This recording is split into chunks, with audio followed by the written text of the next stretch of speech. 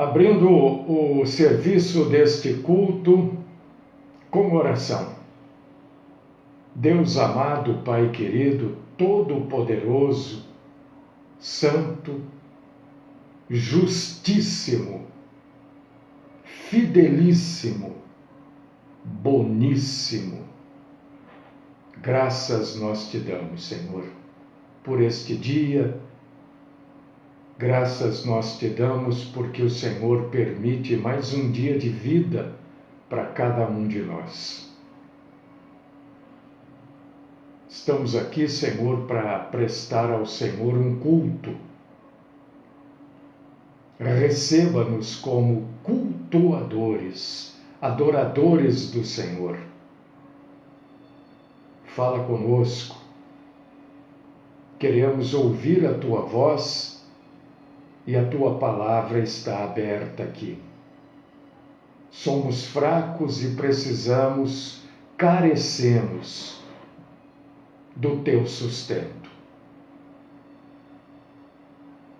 Recebe-nos como adoradores do Senhor, apesar de indignos sermos. Livra-nos, Senhor, da mentira.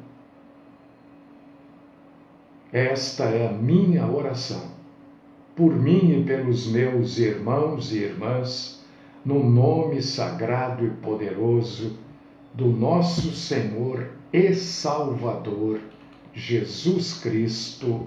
Amém.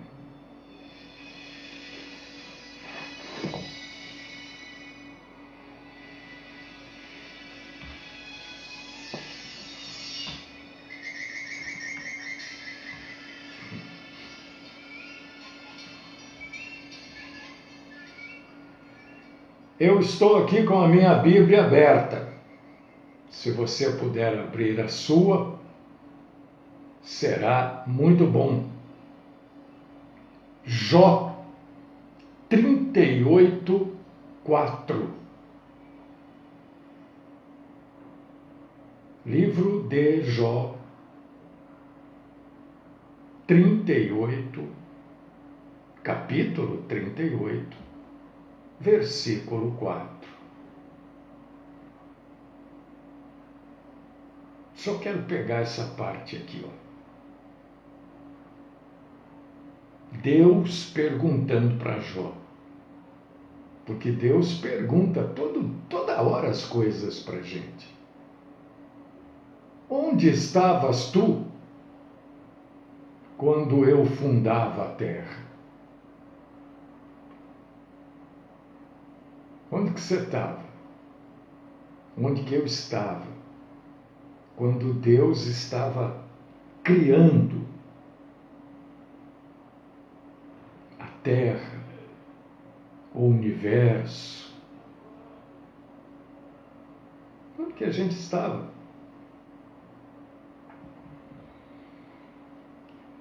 Meus irmãos, tantas coisas nós temos para entender e não entendemos, né? Algumas coisas nosso Senhor permite que a gente entenda, outras não. O Evangelho escrito pelo apóstolo João fala de uma cura milagrosa de um cego que estava ali perto do tanque chamado de Siloé. Como ele era uma pessoa que já havia nascido cega, a cura que aconteceu com ele corrigiu o cérebro e os seus olhos. O cérebro de um bebê recém-nascido leva muitos meses para se desenvolver até o ponto em que a criança consiga focar os seus olhos e distinguir cores.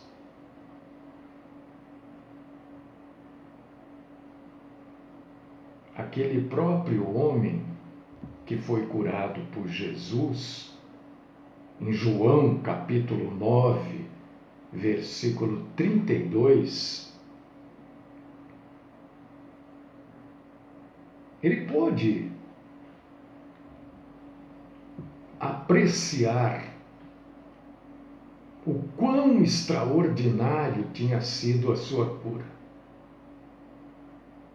João 9,32 diz: desde o princípio do mundo nunca se ouviu que alguém abrisse os olhos de um cego de nascença. Essa, inclusive, se eu não estou enganado, era uma das marcas que deveria ter o Messias. O que eu quero que você, meu irmão, minha irmã, entenda, compreenda, é que a cura que Jesus realizou com este cego não foi só nos olhos, nem olhos e cérebro. Também os contornos da face daquele homem foi modificado. Aqueles que conheciam aquele homem há muitos anos, por ele andar pelas ruas pedindo ajuda, tiveram dificuldade em reconhecê-lo. Está na Bíblia. Versos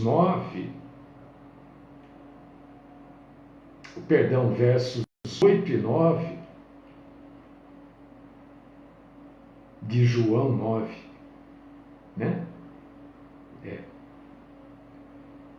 Esses dois versículos expressam a perplexidade do pessoal em reconhecer aquele homem depois de curado.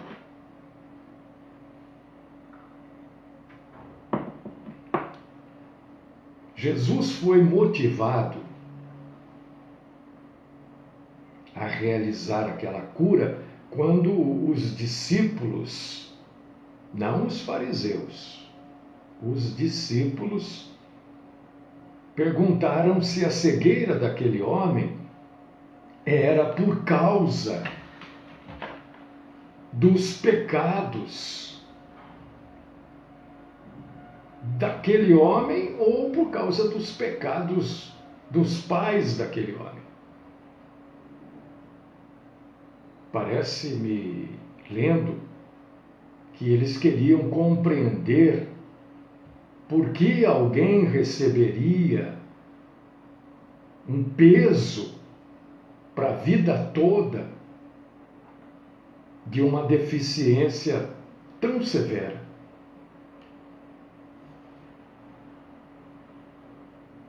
E isto poderia, para a visão daquela época, ter somente duas razões.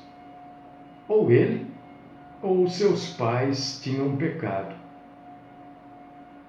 Mas a gente hoje já vê uma terceira razão. Ou Deus tinha desejado aquilo. Deus é soberano. Mas por quê? Ele é soberano. Na verdade, os discípulos esperavam que Jesus atribuísse aquela deficiência física ao pecado.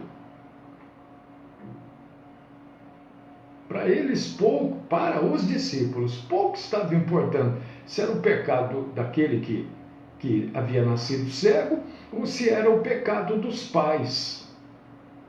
Eles queriam saber do pecado. Mas Jesus não fez isso. Jesus disse que aquilo tinha acontecido, está no verso 3 de João 9. para que se manifestasse naquele homem as obras de Deus.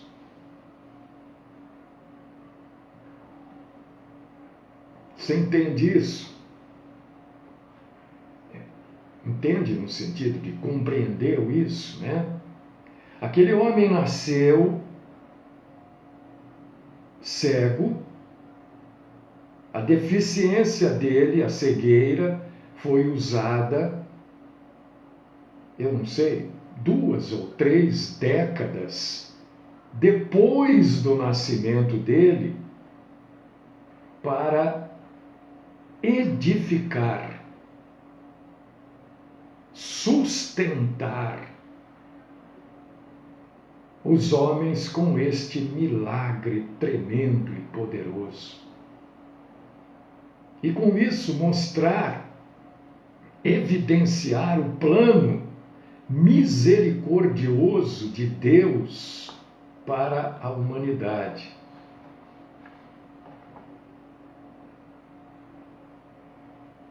É claro, irmãos e irmãs, que a partir desse milagre, as circunstâncias em que ele aconteceu,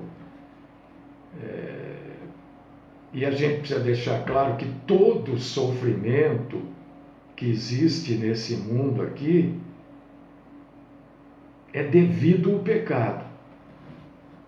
Mas é impossível para nós, é impossível para a gente definir especificamente pecados assim de maneira particular, sabe? A pessoa está passando por isso porque fez isso. Não, é impossível. A gente pode imaginar, falar, mas certeza não tem como. Porque para o homem é simplesmente incapaz. Nós não temos a capacidade de compreender a sequência, porque é uma sequência infindável de adversidades, de coisas que trazem sofrimento por causa da própria rebelião do homem. E esta rebelião do homem, este pecado, estes pecados, é como uma praga que afeta a humanidade há milhares de anos. Mas, ao revés, e por meio deste milagre, o nosso Senhor mostrou que Ele tem um tratamento providencial para toda a humanidade. Através deste milagre, que está lá em João 9, a cura do cego de nascença, Jesus extrai das consequências horríveis do nosso pecado as experiências de vida preciosas que nós precisamos aprender dele.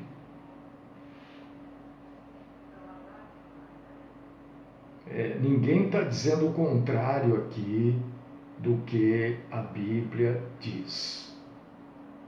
Então eu quero lembrar que tudo isso que eu falei até agora, eu não estou falando o contrário de que o salário do pecado é a morte. Absolutamente.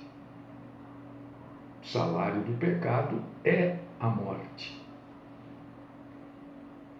Mas a gente não pode esquecer que se Deus permitisse que o pecado cobrasse o seu efeito inevitável e no total, muito provavelmente a gente morreria ao nascer.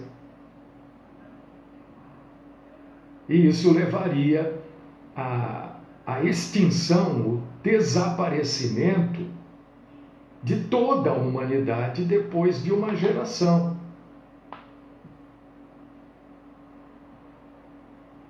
E é por isso que a gente chega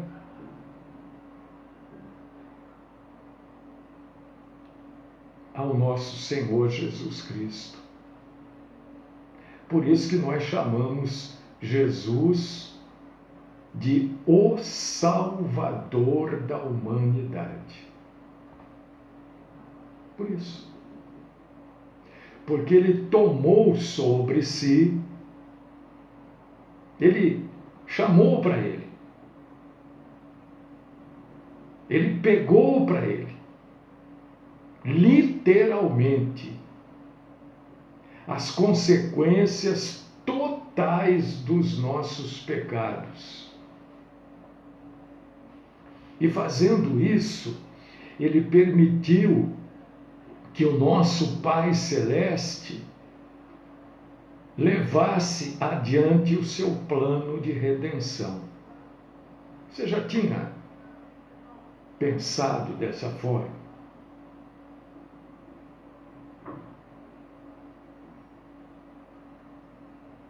Qual que é o plano de redenção de Deus? É a regeneração de todas as coisas. Não só da humanidade, mas de tudo. Tudo, absolutamente tudo, nós vamos falar da terra, tá? Da terra. Tudo na terra será regenerado por Cristo e em Cristo.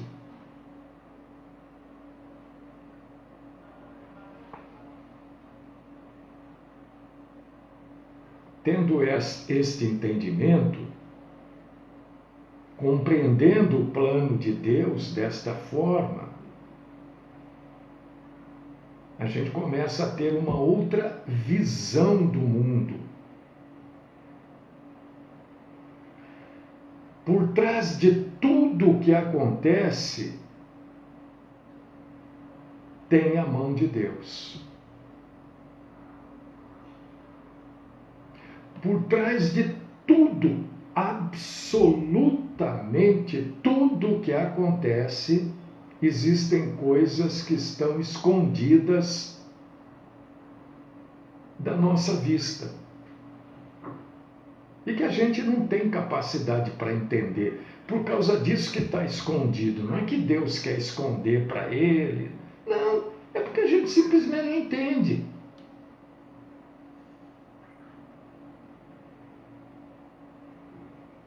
E outra, hein? E outra. E também não adianta a gente ficar especulando sobre isso, porque nós não vamos conseguir sair do campo da especulação.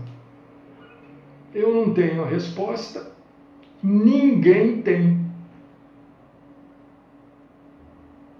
Porque é simplesmente impossível para a gente compreender a variedade, os detalhes de tudo que Deus está fazendo. A gente pode não ver. A gente pode até achar que Deus não está fazendo nada. Deus não está. Quantas vezes a gente fala isso? Como é que Deus permite isso? Está cheio, a gente toda hora vê isso. Mas Deus está trabalhando, vamos dizer assim, no céu e na terra, incessantemente. E isso tudo que eu estou falando aqui, não pense você que, oh, nossa, que revelação. Isso tudo está na Bíblia. Não tô fazendo nada de espetacular. Nossa, mas o pastor tem uma... Não tenho nada. Isso tudo é bobagem. Porque tudo que eu falo aqui está na Bíblia, viu? Você quer saber onde está? Você já leu. Isaías 55, 8 e 9. Vai lá. Vê se não é tudo que eu acabei de falar. É só que eu falei com outras palavras. Mas é a Bíblia. Isaías 55, 8 e 9.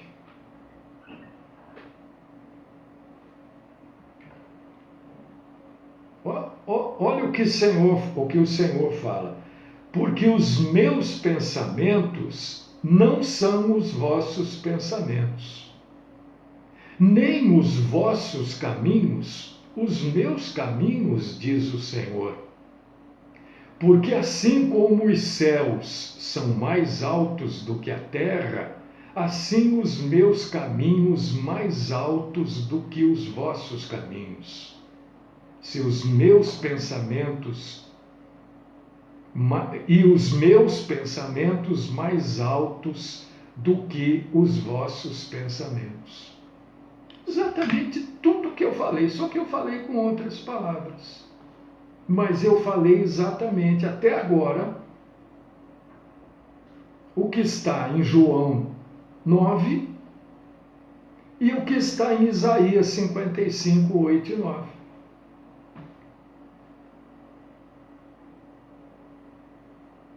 Quanto mais alto, é uma pergunta, quanto mais alto os céus estão acima da terra?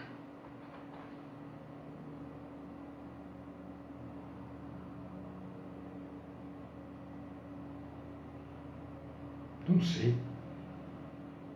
Quanto mais alto possível for. É a resposta. Há uma distância, querido irmão e querida irmã, entre o foco insignificante das nossas mentes minúsculas. A nossa mente é minúscula. É claro que comparando a mente de Deus, né? A nossa mente é minúscula, é fraca, quando comparada à perspectiva onisciente, onipresente, onipotente do nosso Deus maravilhoso, grande e criador. Porque Ele é que usufrui eternamente sobre todas as coisas. Todas as coisas foram criadas por Ele. Por causa disso que eu usei Jó 38:4. Porque quando a gente fala de Jó, as pessoas falam, ai meu Deus, lá vem ele falar de sofrimento. Não, é a pergunta que Deus fez para Jó. Ô Jó, onde é que você estava? Onde estava tu quando eu fundava a terra? Quer dizer, Deus está dizendo assim para Jó de uma maneira um pouco educada, né? Você está querendo saber das coisas que só eu sei? Foi você que me ajudou a fazer a terra, o mundo, o universo? Onde é que você estava? Deus está dizendo assim para Jó, você nem existia.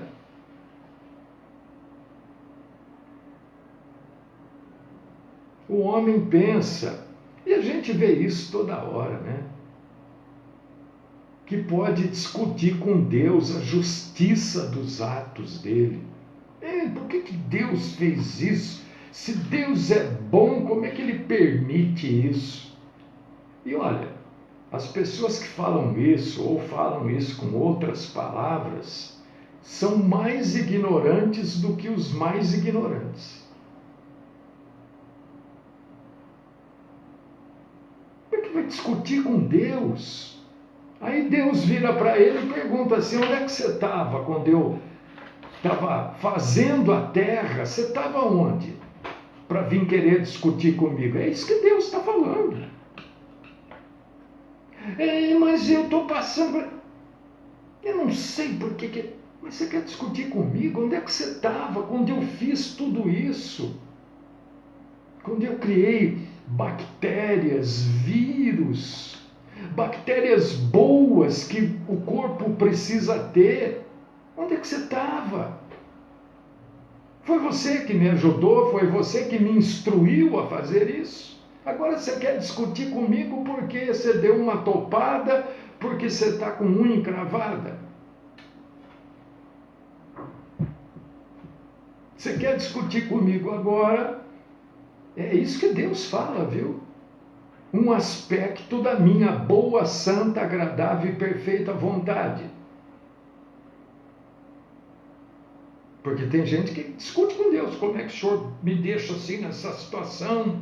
Eu não sei o quê, porque eu faço isso, porque eu faço aquilo e não acontece. Quer dizer, o homem se julga. O homem coloca Deus, né? Mas eu entendo um pouco isso.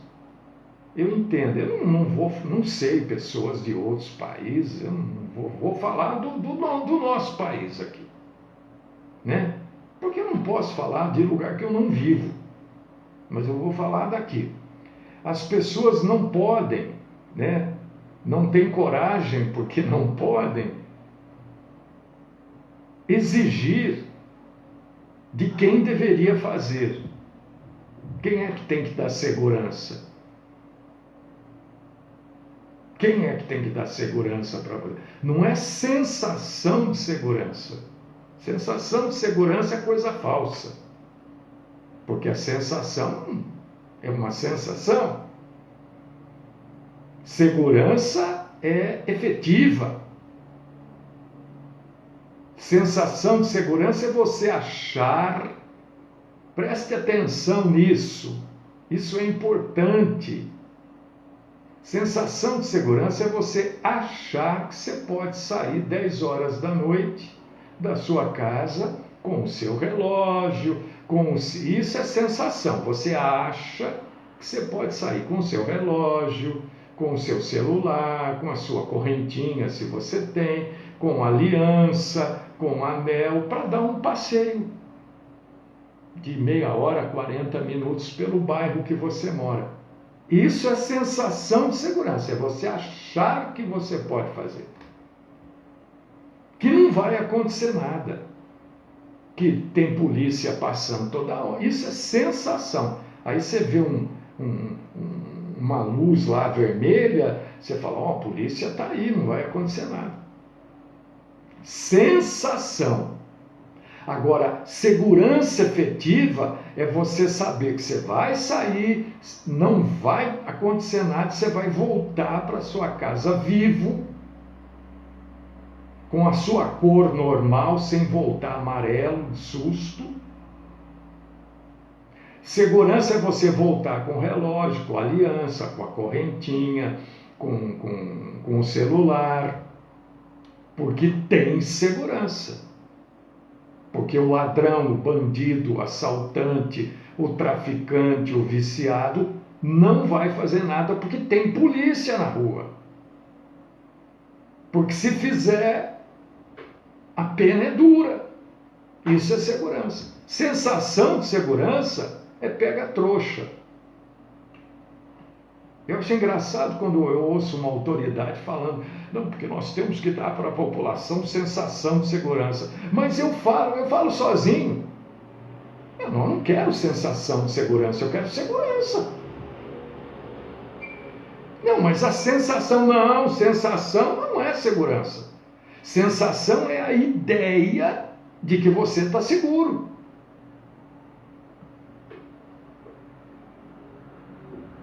Quem tem que dar essa segurança? É o Estado. Os impostos, a gente trabalha 114 dias por ano para pagar imposto. Não é? Quase meio ano pagando imposto. Então as pessoas não podem cobrar, não sabem como cobrar, têm medo de cobrar e não cobram porque são frouxas mesmo, né? Aí elas cobram de Deus, porque Deus ninguém vê, né? O vereador desaparece, eleito some. Só aparece para colocar lá a plaquinha lá, Feliz Dias das Mães do vereador fulano de tal, né? Aí ele põe lá uma faixinha. A obra, não sei o quê. Não cobra do prefeito, porque não cobra dos deputados, dos governadores, dos deputados federais, senadores, presidente. Então eles querem cobrar de Deus. Você acha que Deus é culpado da falta de segurança, que as pessoas não têm casa? Você acha que... Olha, eu vou falar uma coisa aqui, eu quero estar errado. Eu quero estar errado. Eu vou repetir isso.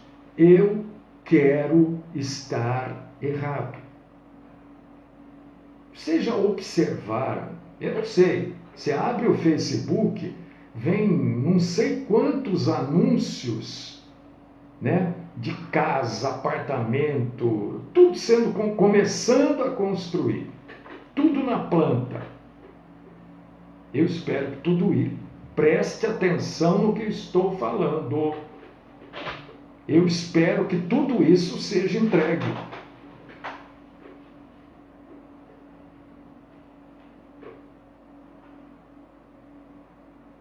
Espero, claro que espero. Porque as pessoas vão lá e colocam o dinheiro delas. Essas construções aí que estão sendo anunciadas não são feitas com o dinheiro das construtoras, é com o dinheiro de quem vai lá, compra na planta, né? Vai pagando por mês, dá uma entrada, é com esse dinheiro. Eu espero que tudo isso seja entregue.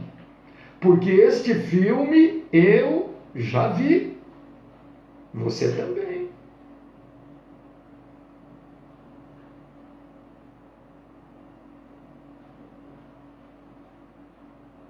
Então o homem não consegue questionar, tem medo das autoridades, então ele não tem medo de Deus. Eu falei sobre isso, né? Outro dia. De quem você tem mais medo? Aqui, ó. Eu já tomei esse golpe. O Nelson escrevendo aqui, ó. Olha lá. Olha lá. Que golpe que ele dá? Esse tem muita coisa sendo construída, gente. Eu espero, claro que espero, não quero. Espero que tudo seja entregue, que todo mundo receba no prazo, mude direitinho.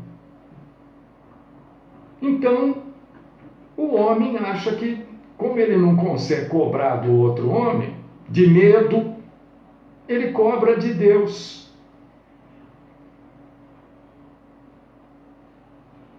Como se, não, Deus não vai fazer nada comigo. Vai sim. Vai sim. Porque o homem questiona se Deus pode. Olha só o que nós fazemos. Nós homens questionamos se Deus pode justificadamente afirmar o que está no Salmo 145, verso 17. Salmo 145, verso 17. Justo em todos os seus caminhos e santo em todas as suas obras. Que obra Deus começou e não terminou? Que obra? Tudo que Deus começa, Ele termina. E não usa recursos dos outros para fazer isso, não. Ele usa recursos dele, porque ele é o dono de tudo, de todos os recursos. E isso que eu estou falando aqui também é tudo bíblico, viu? Não pense você que eu estou... é tudo a Bíblia. Enquanto eu vou falando aqui, você, por favor, abra aí Romanos capítulo 9, versículo 20. O apóstolo Paulo fala exatamente isso que nós estamos falando aqui. Nós não temos que cobrar de Deus nada, porque Ele sabe tudo, Ele é soberano. Sabe de absolutamente tudo. E o apóstolo Paulo, em Romanos 9, 20, fala isso.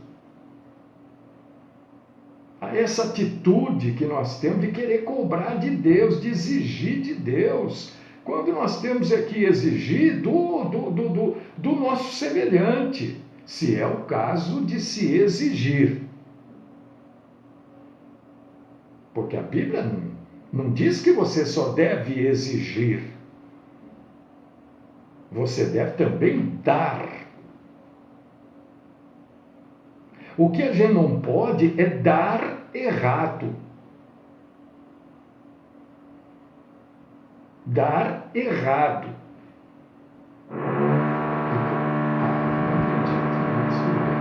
Quando você dá o seu voto para um político, você dá errado ou dá certo. Se o político não faz aquilo que ele prometeu, você deu o seu voto errado. Então você tem que ir lá e cobrar dele. Porque se uma pessoa está devendo para você, falou que vai pagar dia 15 e não pagou, dia 16 você liga, e aquele acordo nosso aí, como é que ficou? Né? Com o político também. Não, eu não vou lá, não tenho tempo. Mas você vê, eles fazem sessão da Câmara à tarde. Você sabe que hora que é a sessão da Câmara aqui em Campinas? É à tarde, no período da tarde. Quem que pode ir lá à tarde? Só se mudou o horário, mas era à tarde. Acho que de segunda e quarta, se eu não me engano. Então o apóstolo Paulo em Romanos 9, 20 diz assim: mas, ó homem, quem és tu que a Deus replicas? Porventura, a coisa formada dirá ao que a formou: por que me fizeste assim? Você já pensou que ele disse, meu irmão, que ele disse, minha irmã, você planta uma bananeira no quintal da sua casa, no seu terreno, sei lá. E depois de uns 15, 20 dias, né, começa a brotar o pezinho de banana lá, a bananeira, que não é uma árvore, né? Aí a bananeira, um dia você está lá, limpando ao redor da bananeira, a bananeira vira para você e fala assim: ô fulano, por que você me colocou nesse lugar aqui? Esse lugar aqui é ruim para mim, você tinha que ter me colocado lá na frente. Já aconteceu isso alguma vez com você? Não, nem vai acontecer. Por quê? Porque a coisa formada não fala com quem a formou. Isso é racional. Quem somos nós para discutir com Deus, para questionar Deus? Mas todas essas questões que nós fazemos para Deus é porque nós não temos coragem de questionar a quem deve ser questionado, que é o nosso próximo. Então a gente, para não perder a moral, muitas vezes perante nós mesmos, questionamos de Deus e aí pecamos novamente. E aí Deus vira para a gente e diz assim: onde estavas tu quando eu fundava a terra?